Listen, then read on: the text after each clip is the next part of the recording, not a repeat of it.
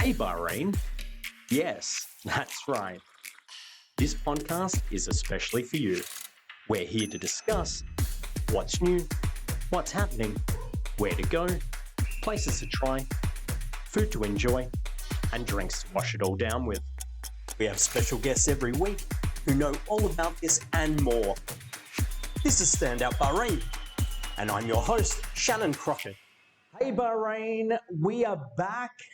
I know we've been gone a little while, but it was Ramadan. We thought we'd give everyone a chance to relax, catch up on sleep, stay up all night, and it is Eid.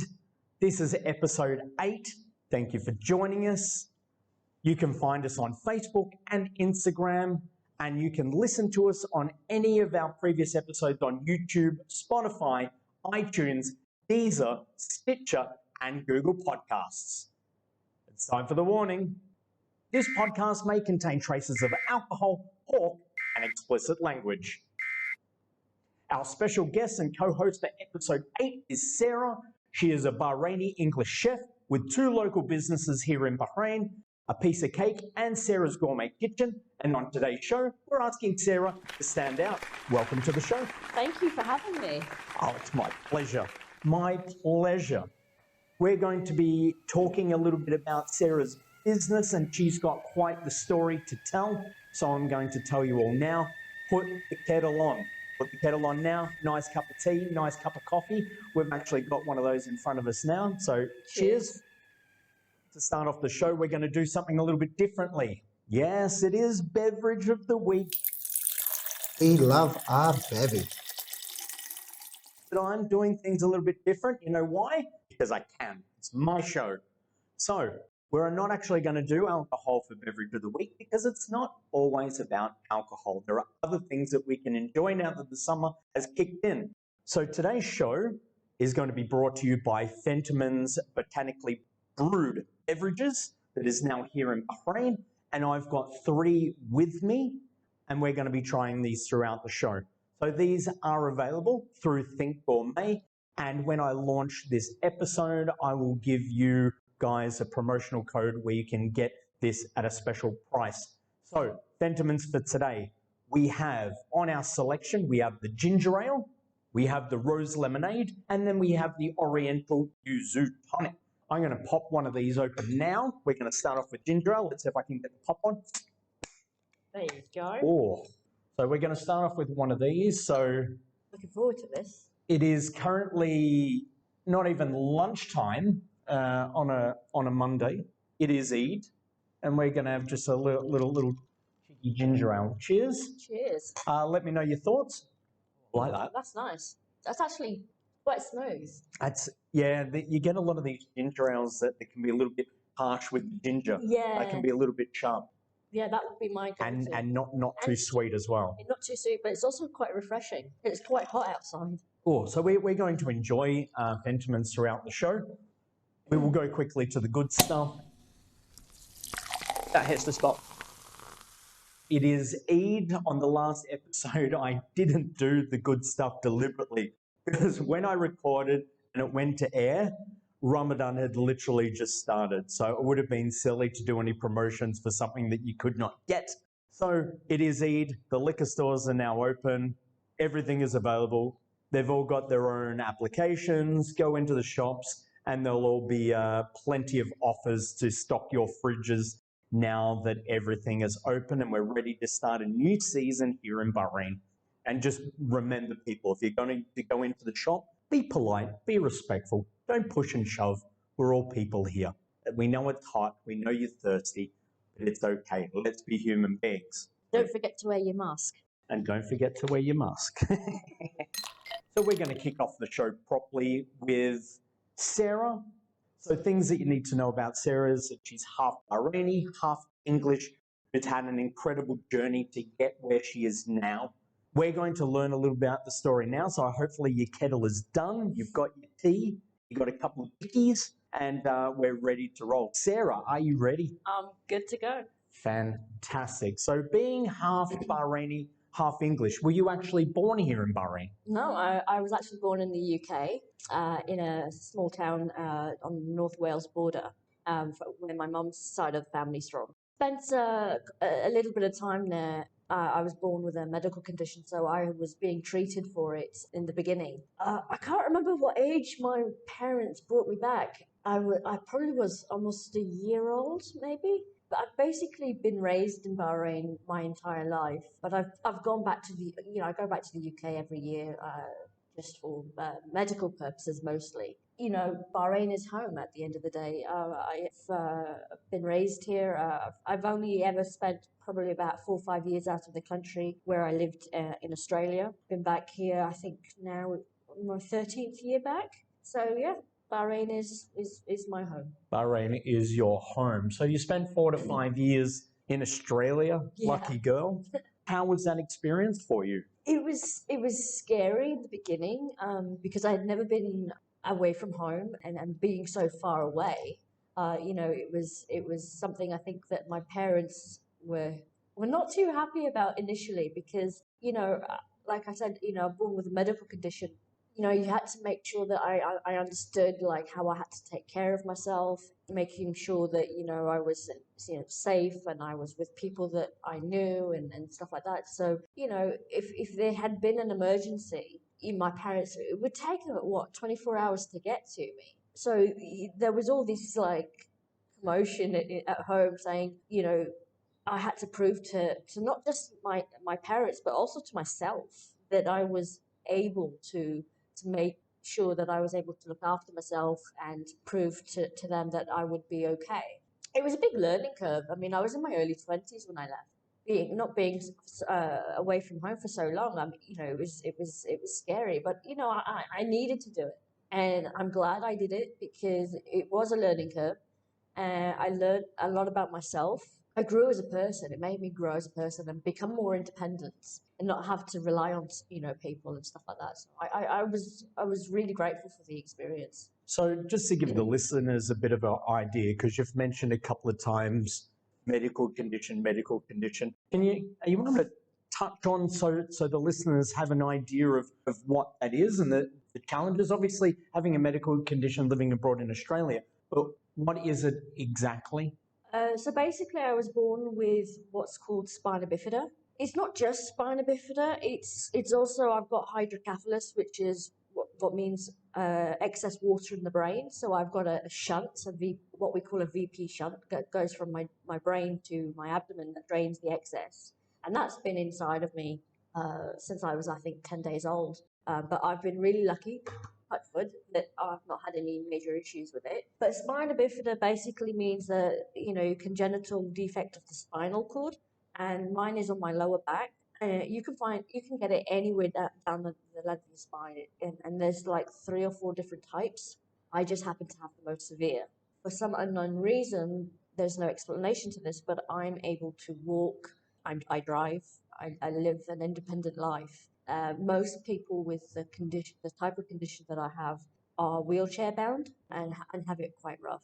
So there's no explanation as to why or how I'm got the quality of life that I have.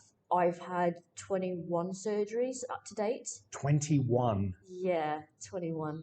Most of them being done because to maintain my quality of life. If I weren't to have any of those surgeries, I'd probably be in a wheelchair by now. So that a lot of them are helping me stay upright and help me, on a day-to-day life. And I'll tell you what, spina bifida, amongst other medical conditions, I can understand why your family was so concerned about you. You're living in Australia, so you're there for 4 to 5 years. So what made you decide to come back to Bahrain after that period of time? I think having that time away was time for me to get to know who I was.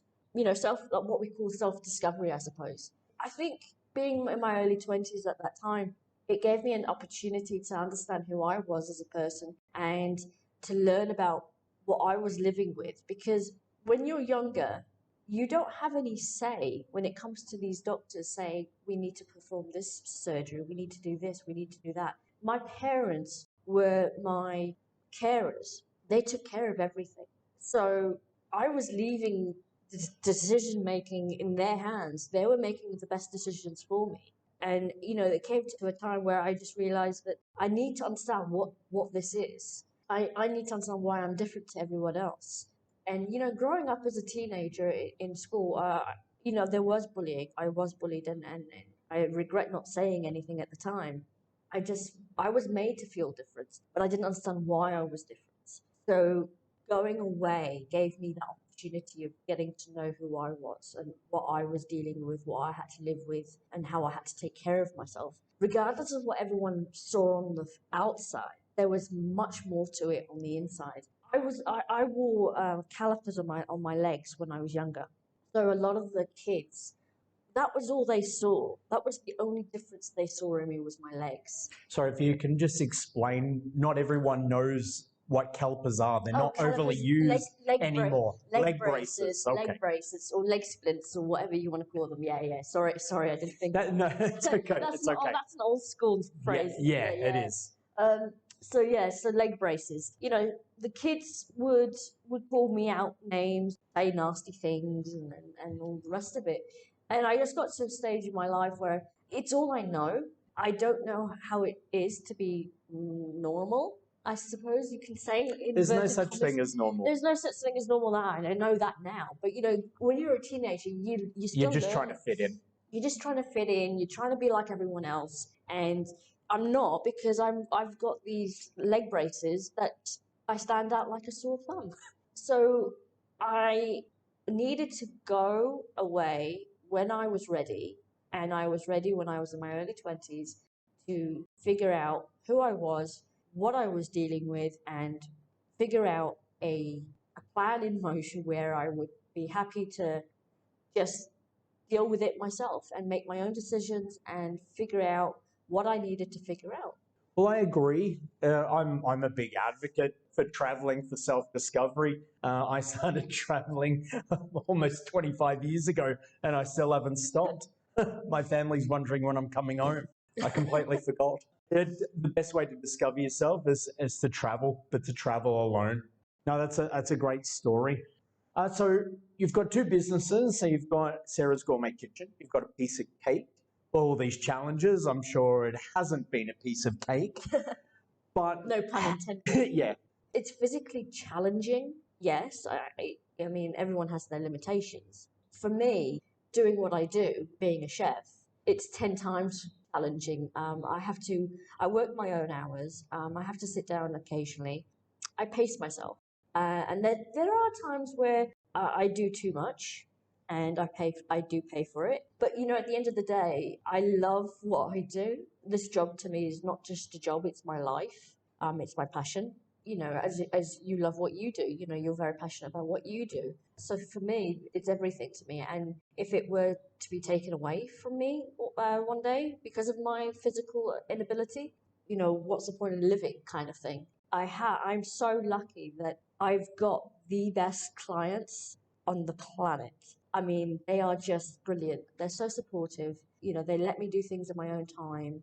A lot of them have followed me for many years. And, the more I talk about sharing my personal journey and the medical condition and stuff, it opens people's eyes as to, they see me at face value but they don't know that I'm dealing with another issue behind closed doors. So, that's why I do things like this. I want to talk about it. I want to raise awareness. I want to make people understand that it's something to me that I can't live without. I completely agree with you. It's one of those things when you're in a business where you have customers, there's people that you have to face with, and no matter what's going on in your personal life, you have to front up, you have to smile. But a lot of people don't know what's going on behind the scenes. And this is why doing this podcast is an excellent way for people to understand your journey. So Sarah, facing the challenges that you have with spina bifida and your other medical conditions, and the fact that you're able to drive, you're able to walk, is any listeners or people at home who may know a friend or a loved one who may be dealing with spina bifida, can you share with us some of your achievements and accomplishments, even though that you face a day-to-day battle? Yeah, absolutely. I mean, this is why I do what I do, like share my stories, because I'm hoping that somewhere there is a listener that knows somebody who is probably, let's say, expecting a child with spina bifida or has a young child with spina bifida. And I want to put it out there to them that, if I can achieve my ultimate goal of becoming a chef, it gives them some hope. So for me, when I was young, I was hardly allowed to participate in sports days, again, being called an insurance risk. Let bygones be bygones. I don't care anymore. But I was able to participate in sports days occasionally. I played bowling for Bahrain, and that was something I did with my dad when I was really young. Even had my own bowling ball designed and everything like that. So it was good fun. That was like father-daughter time. But I got to play in tournaments, and Really? yeah. I think I was all right.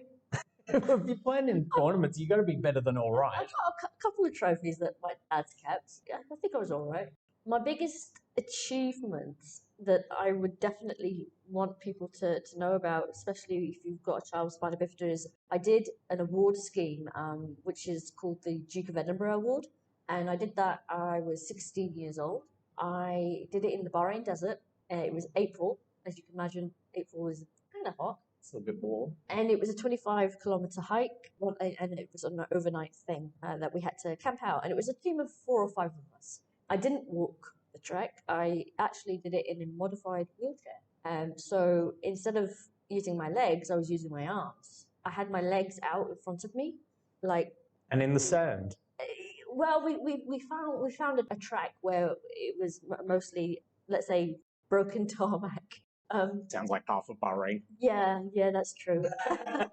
And That could have been a highway. it was a team effort, and I think achieving that was for me like the ultimate amazing experience. I mean, yes, I couldn't feel my arms for about a week, but I was awarded the Duke of Edinburgh Award from Prince Andrew, and The Duke of Edinburgh Award from Prince Andrew. yeah, And when you were 16. and I believe I'm not going to make any jokes about that. no, and I believe I was the first disabled student in the school to achieve the Duke of Edinburgh Award. I've been told. Very good. So being 16 and realizing I've done that kind of put my thoughts made me think, well, if I can do that, I can do anything. And I pretty much thought that was the test to me that showed me that I had the potential to achieve things. Instead of listening to the negative people around me that said I couldn't do it. And then you did. And I did. Yeah, you did. And I'm really proud of myself. I'm really proud of the fact that I didn't let any of that get to me. I mean, I almost did, obviously, but the fact that I've achieved so much, I'm hoping out there's a parent who can take this and say, well, if she can do it, my child can do it. There's been so many spina bifida children posting, I don't know if you see things like this on social media, they're walking for the first time, they're taking their steps, even though they've got walking aids and stuff, that these kids are achieving what doctors say they cannot achieve. And I hate that doctors, to this day, are being so negative to parents. I mean, the one thing I haven't actually touched on is, if you don't mind if I share it, my mom was not aware that she was about to have a child with spina bifida. They missed it on the ultrasound. The ultrasound was done here in Bahrain. And I'm not going to mention the hospital, but luckily I was born in the UK. And when I was delivered, I was taken straight away to a very well-known hospital in Liverpool, Alderhay, and they specialise in spina bifida patients. So I was lucky that I was born there in a way, because if I was born here, I don't think the outcome would have been very good. Wouldn't like to think about what the outcome would be, but the fact that they missed it on the ultrasound, how they missed a great big gaping hole in the child's back is a mystery. That's something that I want people to know is nowadays there's fetal surgery where you can perform the surgery to close the back of the child in the woman's womb. Whereas back in the mid-'80s when I was born, it wasn't available. So when I was born with a great big gaping hole in my back. It was closed almost immediately. And then that's when they picked up on the hydrocephalus, because the excess fluid was actually draining out of my back. And once they closed my back, that fluid had nowhere to go. So my head started to expand, which is a sign of a hydrocephalus. So that's when they inserted the shunt when I was 10 days old. So that's something I really wanted to put forward and make people aware that it's not all berries and sugar dust and everything. It's, it has been hard for my mum as well. And, we've gotten through so much. And the fact that, I take charge in everything that goes on in my life when it comes to the medical side of things. And I talk to medical students here in the local medical college. It's just amazing to see the reaction I get from them. Some of them have heard about it, some of them haven't. And I've met doctors here who have said things like, you shouldn't be walking, you should be dead. I've actually had how it. nice. I'll tell you a funny story. This is a funny story. So 2 years ago, I was diagnosed with what we call a tethered cord, and I've had it several times. It can reoccur, and it's all spina bifida cases. I had to have an MRI to have it diagnosed.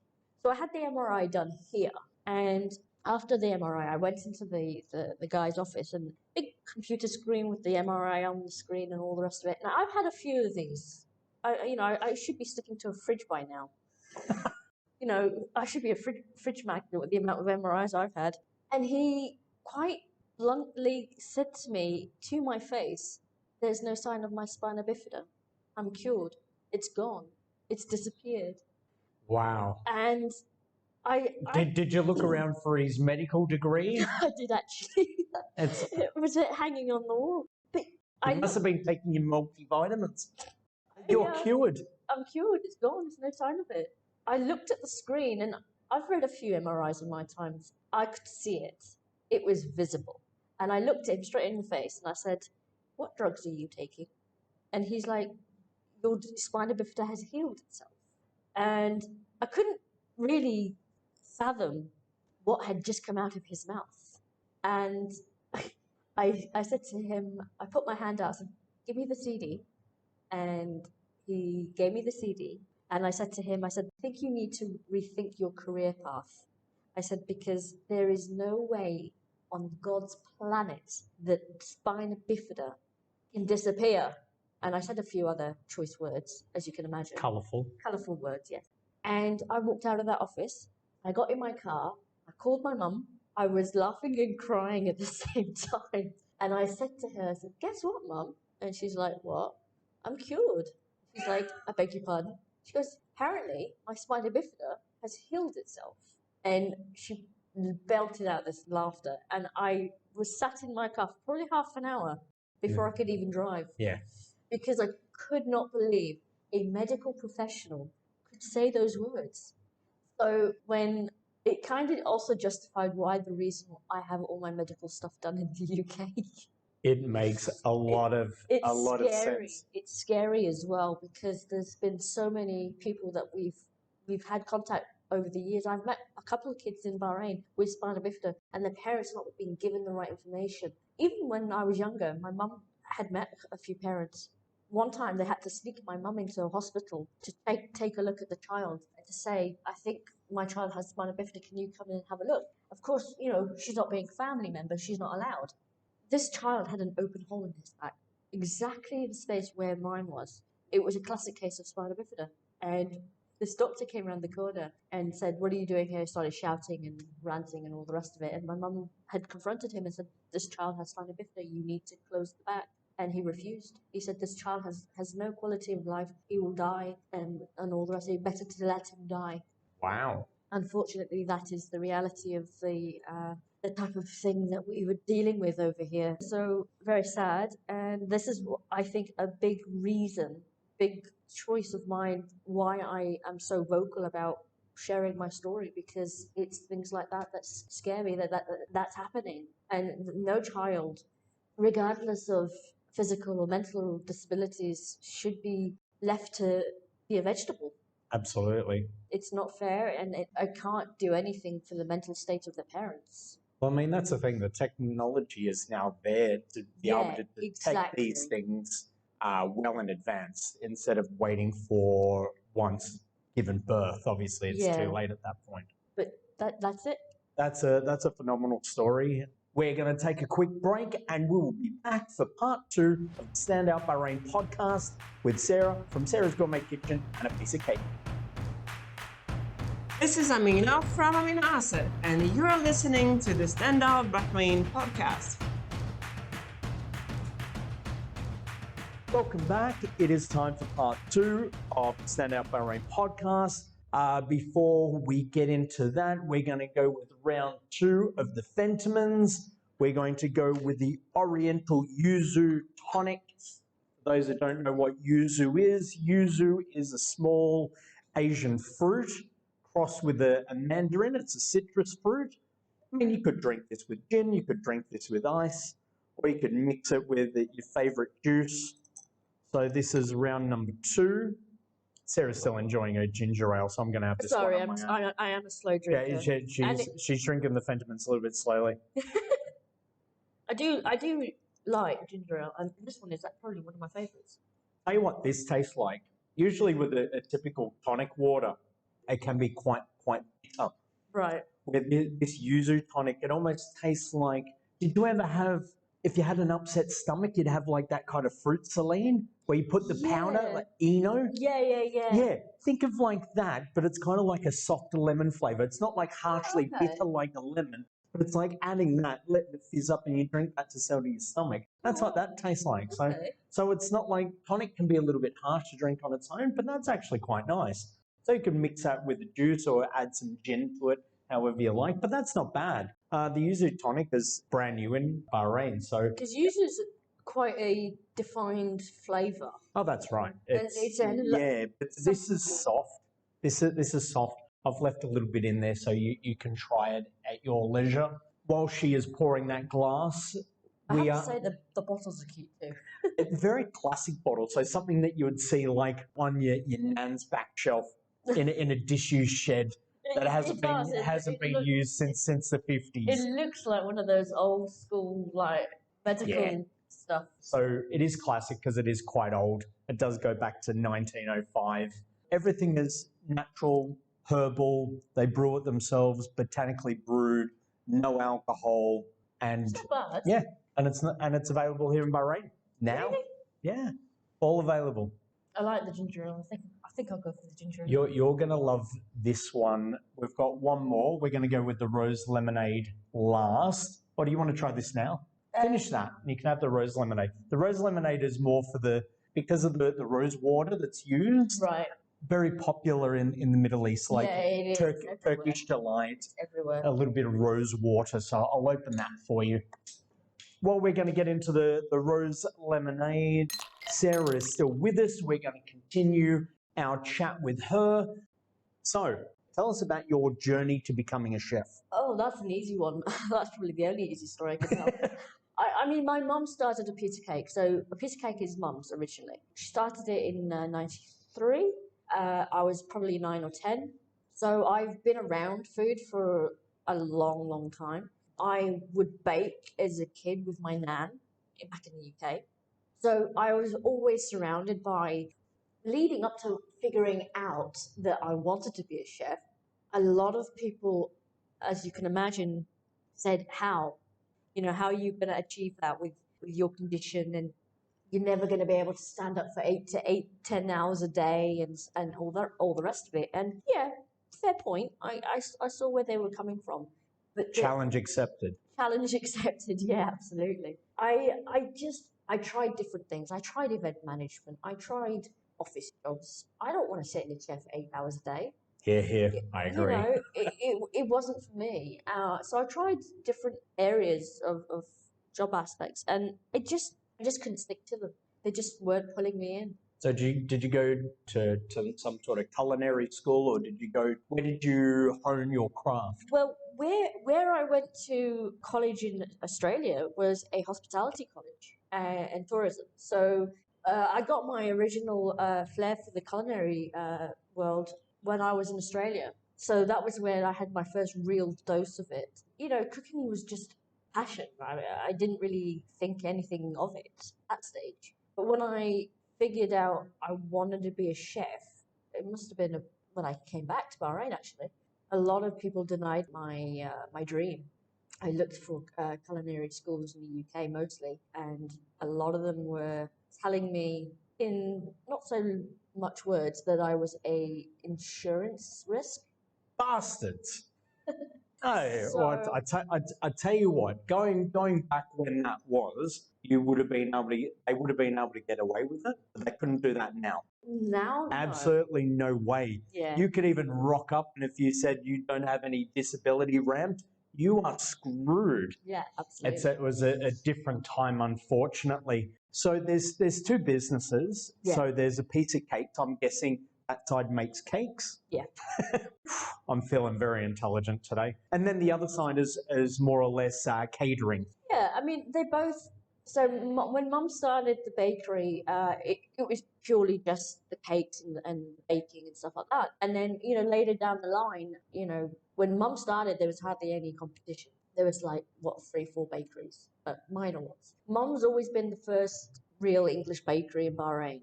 Later, I mean, there's some years down the line, she started doing catering, bite-sized stuff and some savory stuff. When I joined her bakery, we're talking 10 years now I've been with her.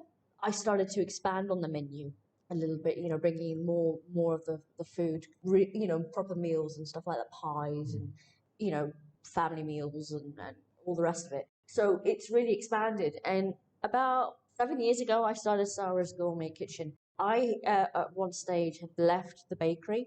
I felt that I wanted my own identity and then got inundated, couldn't manage on my own, and came back to Mum, and we kind of bonded together. So we're under one roof, Sarah's Gourmet Kitchen and a piece of cake.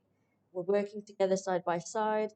She's still doing all the cakes and all the the baking stuff, and I'm now, because of COVID, really extended the menu. And well, actually, I'm not really limited to a menu at the moment. So I'm, as you know, what I'm doing. Oh yeah. So as far as I met Sarah last year, when I was in search of a decent pie, trying to find a proper meat pie was impossible. I didn't like the ones in the supermarket because I wanted a pie to go with sitting down and watching my AFL on the TV. And so I went on a hunt and I came across a piece of cake. We messaged back and forth. And now whenever I want a pie, I come in and I get them. And I've actually got one in the oven ready to go when I leave. It is a bacon, leek and chicken pie. And that'll be my lunch for today. But then also we did a Cinco de Mayo party. And I said, can you make empanadas? He said, yeah.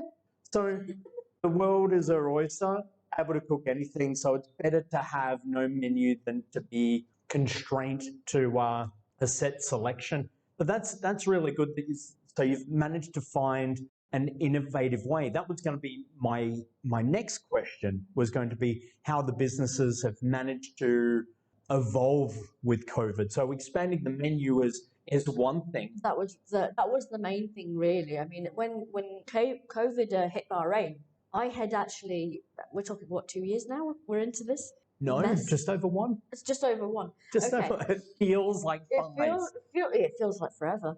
So I was in the UK having a surgery, as you do. COVID was around, and I'm trying to think. So we moved the bakery. I had 2 days in Bahrain. I had to fly to England for the surgery. I was in the UK for a month. And then when I came back to Bahrain, because where we are now, this is just a temporary home for the bakery until things blow over. But I feel that COVID took its toll on not just our business, but everyone. I mean, the whole hospitality industry worldwide is in dire straits. And the only thing I could think of was toss the menu out the window, I'll make you anything. And it's gotten to the stage where I'm making Sunday roasts. I'm doing pie meals. I'm doing family style sit down meals. The afternoon teas are a popular thing with everyone. I mean, honestly, mate, I did a chicken korma the other week. I mean, it was hilarious. But that's not a bad thing. It's not I mean, a bad it's thing. very easy to find an Indian restaurant to get a chicken korma. Luckily, I got away with it. But did they like it? Yeah, they messaged me back and said, "Sorry, this is delicious," and I'm like, Are you sure? Have some confidence in your cooking.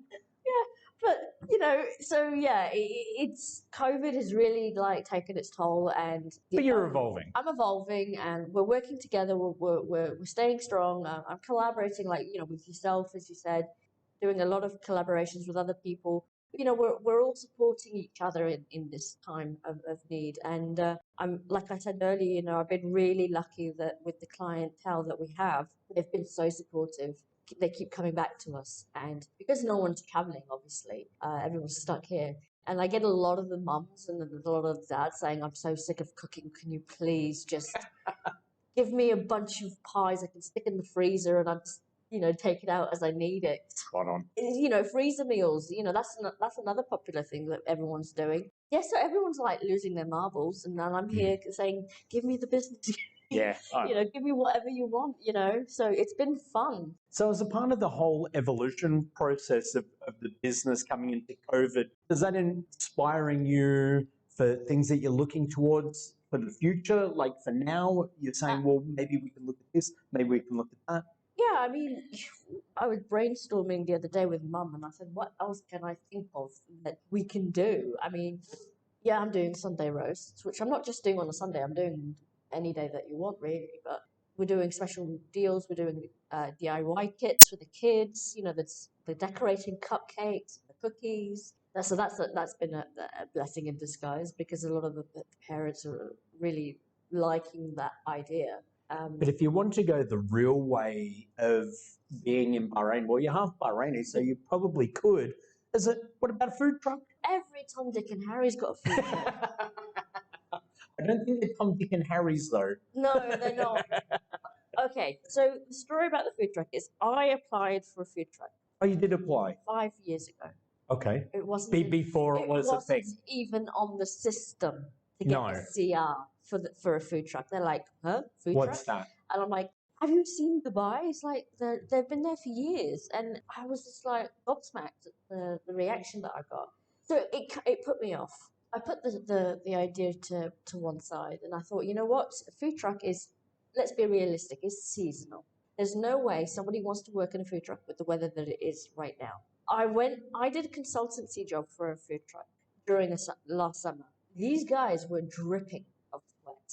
There's no way in hell I would buy the food that they were serving. So it really said to me, it's a seasonal thing only. If the food is a little bit too salty, we now know why. Or soggy. Or a bit soggy. One's a bit soggy. Sorry, the AC's not working. Well, it'd be a whole new way of saying a little bit of me went into cooking. Oh, God.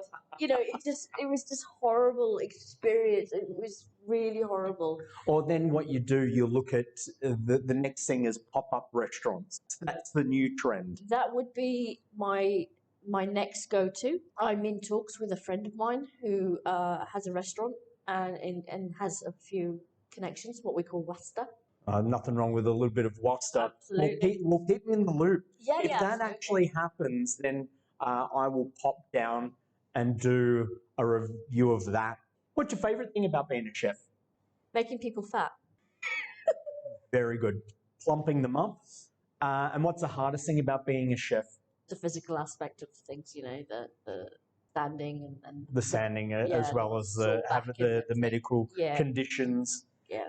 Do you have a promotion for the listeners? But like I said, we're doing and they can check out the Instagram. I've got the promotions on the Sunday roasts, the afternoon tea packages, the pie meals.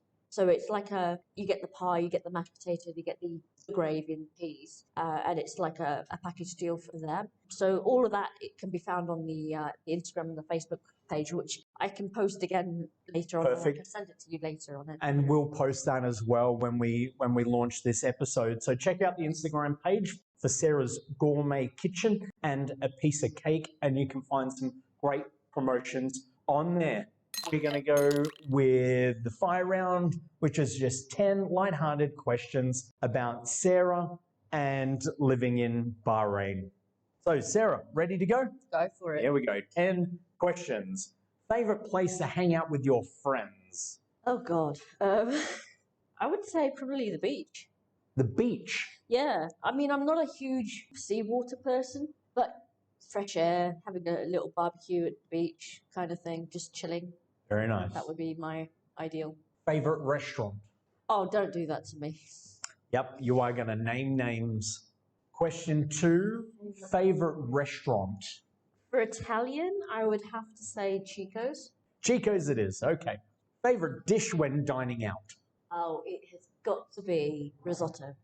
Risotto, Yeah, like a wild mushroom risotto. Yeah, any type of risotto. doesn't Any matter. risotto. All right, favorite dish to make? Chef Sarah? Okay, it's considered my signature, and it's called lamb navarin. Okay, And basically, quick details. That's just a posh word of saying lamb stew. Posh lamb stew. It's French. Posh lamb stew, that's French. I'm in. What do you think is the best thing about living in Bahrain?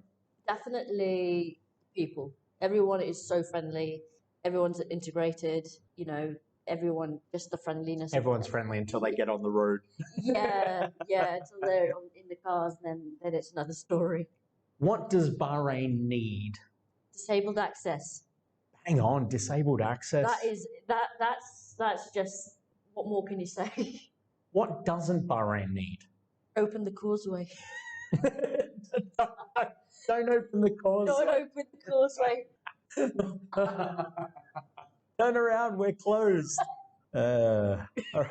What's your favourite pastime? In your spare time, what do you like to do? Oh, I just love to relax and listen to music. Nice. Any particular music? What are you listening to right now? Alternative rock. Alternative rock? Yeah.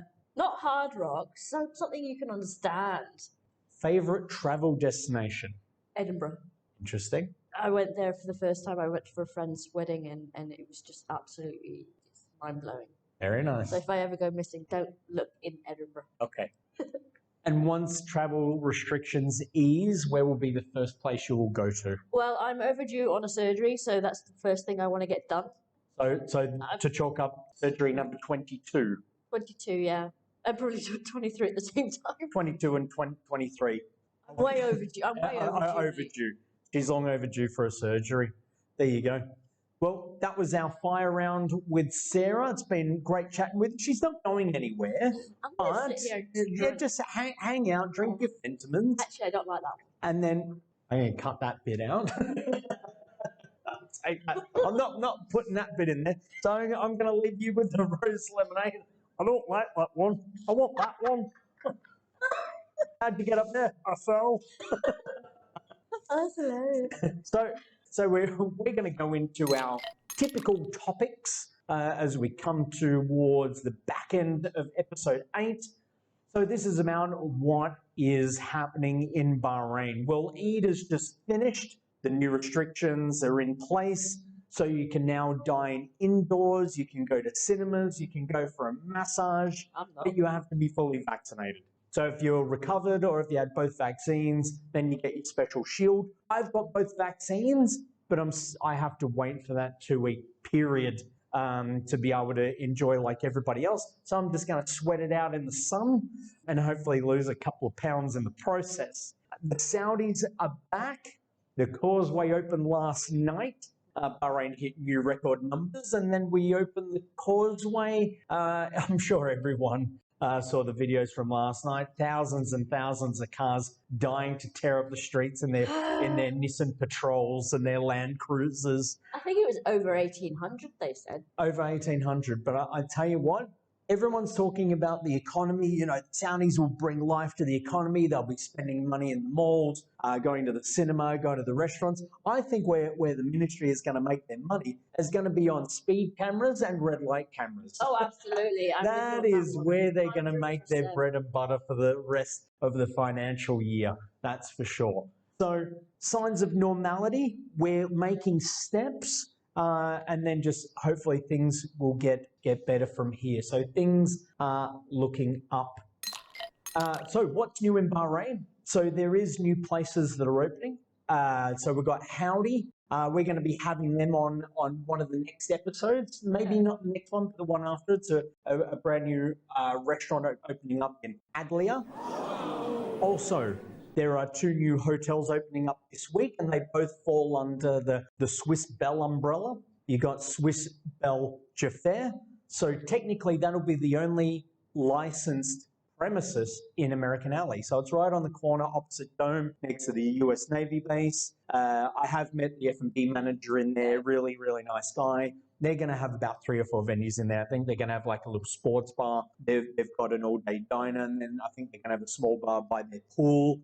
So that is opening up this week. Swiss Bell Grand, I have to admit, I did make jokes about this hotel. This hotel has been announced to be opening, I kid you not, probably the last 4 years. It seemed like every year they were announcing it was going to be opening. That's typical Bahrain style. I know. We're not surprised, but it is actually opening. They've got an Instagram page, they've got Facebook and everything, and they're actually advertising it. So that'll be interesting. I'm not sure about the outlets, but I have seen that it is opening. So signs of Bahrain coming back to life. And the next one, it's up to you, Sarah.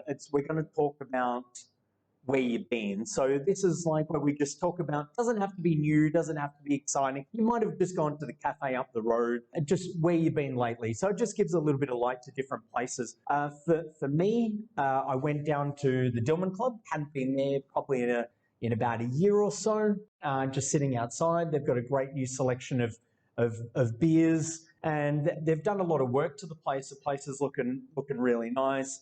You know, kids area, outdoor bars, these kind of things. So Dillman Club's looking like it's kind of reinvented itself in a way. So that's really nice. And then I've also been at the Royal Golf Club, because obviously during Ramadan, it's one of the few places you can go for a cold drink. So Royal Golf Club, playing a little bit of golf, having a couple of beers while the weather is still nice. Yeah, it's a little bit hot, but I don't mind. And then the British Club is still ongoing. They're doing some cool events outside with Standout Events as well. Where have you been lately? Have you been anywhere? Well, I've been to the Dillman Club, as you said. So definitely looking a lot better. It's definitely been done up quite nicely. The food was pretty good. I had a fish and chips. I'm a big fish and chips fan. It was a family thing, so we had a whole variety of things. The one thing that I had recently, which didn't go to the place, but I had it delivered, was from Coco's. Coco's. Yeah. Everyone loves that place. And they've got this starter, this appetizer, and it was like a deep fried wonton, and it's got like shredded beef on top, and it's got onions and all sorts of things. It was really nice. So I definitely would recommend that. I went to my favorite place, Chico's, a couple of weeks ago. I had, what did I have? I can't remember what I had now.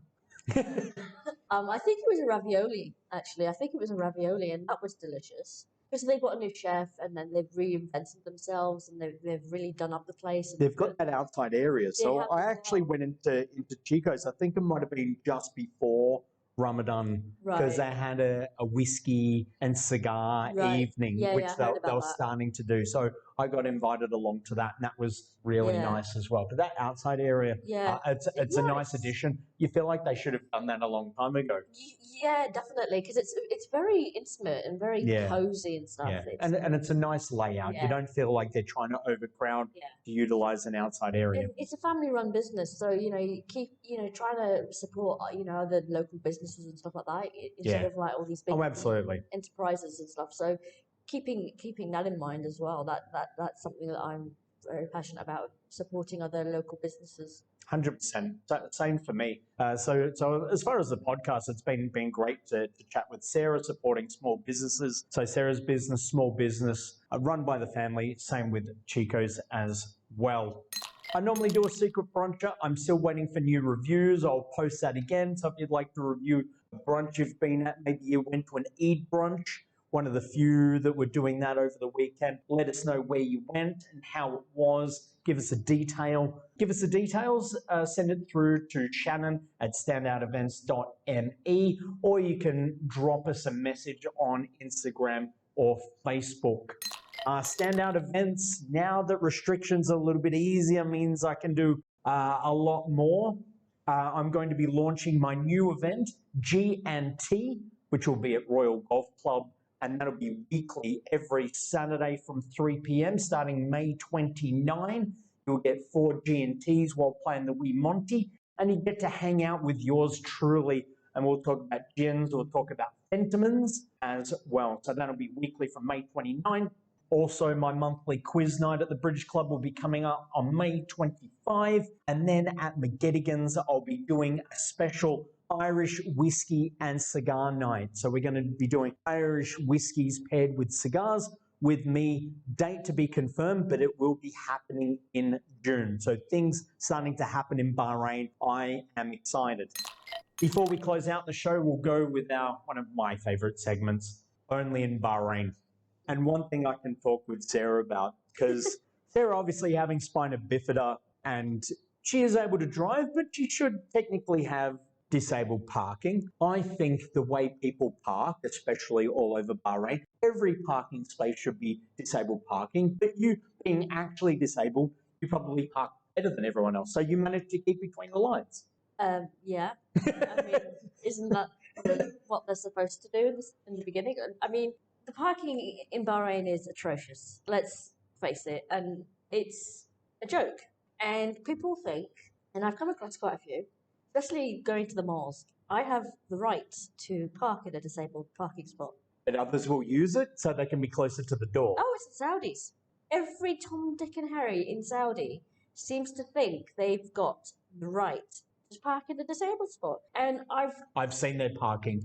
I've clashed with so many people saying, just 5 minutes, just going inside. 5 minutes, my ass. You point to the sign and say, physical, not mental. Yeah. I said, I have a right to park here, not you. And it's just if they're lazy or it's convenient for them that they're right by the door that they need to go through or something like that. It's disgusting. Or they've got a nice car, so they deliberately park diagonal across two, so no one can park next to them. Exactly. And I just hate that nothing's being done. If they created parking inspectors, they would make an absolute killing. Because even if you think of somewhere like Adlia, they even built a multi-story car park so people had somewhere to park. And everyone just parks in the street anyway. I've seen that. And they'll park in a vacant lot and they'll just leave it wherever. It's crazy. So even when there is parking spots available, they don't use it. They park on the side of the road. It's too far for them to walk. Yeah. What to do, Yanni? What to do. Yeah, that's what they always say. Yeah, what to do. So anyway, yeah, everyone loves parking in Bahrain. So anyway, Sarah. Yeah, thank you. Thank you very much for being on the show. We all learned something today. So that's all from us for episode 8 of the Standout Bahrain podcast. If you'd like your venue, hotel, bar, restaurant, cafe to feature on the show, let us know. Happy to hear from you. You can send me an email at shannon@standoutevents.me, or you can slide into our DMs on Instagram or Facebook. Thanks for hanging out with us. We'll be back with another episode soon. And remember, Bahrain, why blend in when you can stand out? Wow.